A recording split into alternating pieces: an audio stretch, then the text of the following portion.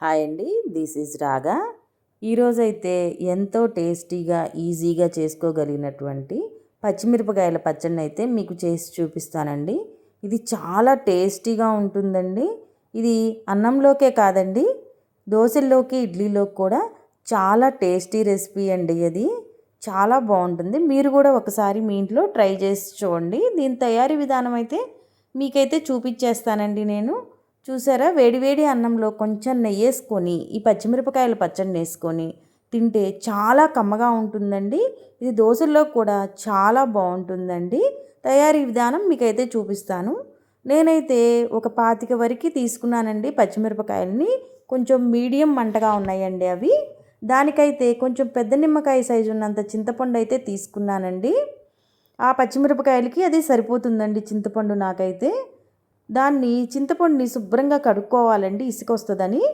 కడిగేసేసి నానపెట్టుకోవాలండి. తర్వాత 2 స్పూన్ల వరకు ధనియాలు, 1 స్పూన్ వరకు జీలకర్ర, కొంచెం వెల్లుల్లిపాయలు రెబ్బలు తీసుకోవాలండి.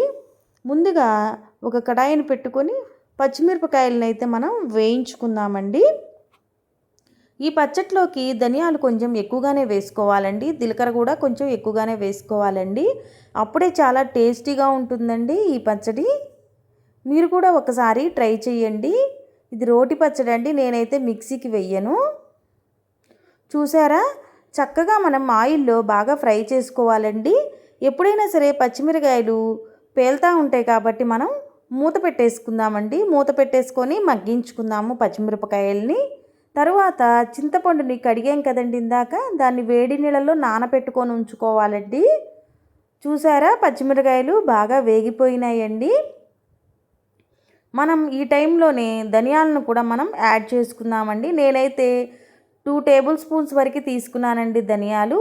ఈ పచ్చడిలో ధనియాలు ఎంత ఎక్కువగా వేసుకుంటే అంత టేస్ట్ బాగుంటుందండి. ధనియాలను కూడా పచ్చివాసన పోయే విధంగా వేయించుకోవాలండి. మరీ నల్లగా వేయించకూడదు, ధనియాలు టేస్ట్ పోతాయి. పచ్చివాసన పోతే చాలండి కొంచెం.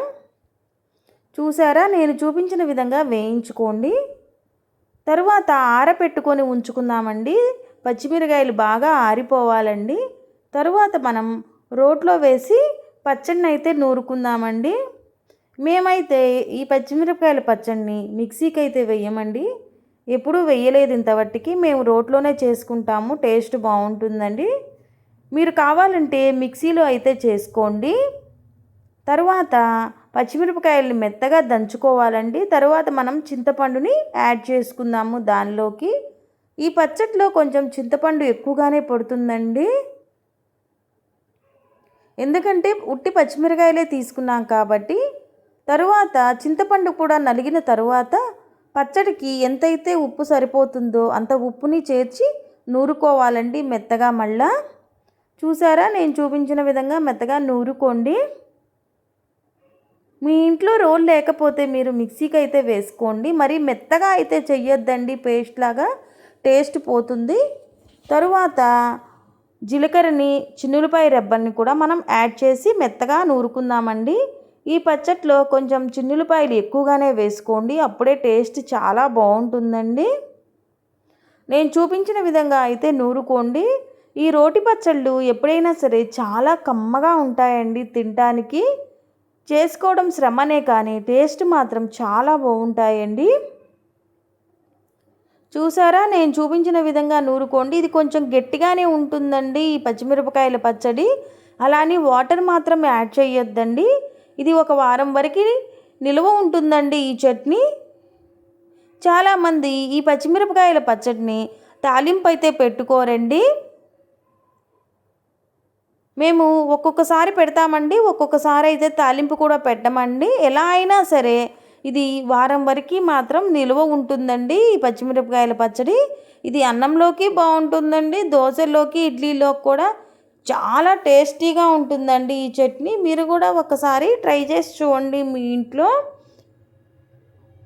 పుల్ల పుల్లగా, కారం కారంగా చాలా బాగుంటుందండి. నేనైతే కొత్తిమీర లాంటివి ఏమీ యాడ్ చేయలేదండి, చేయట్లేదు కూడా, ఎందుకంటే మనం ధనియాలని కొంచెం ఎక్కువగానే వేసుకున్నాం కాబట్టి.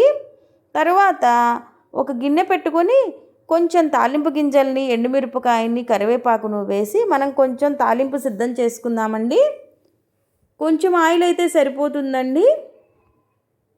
ఇప్పుడు తాలింపు అయితే వేగిపోయిందండి. దీన్ని కూడా పచ్చడి పైన యాడ్ చేద్దామండి.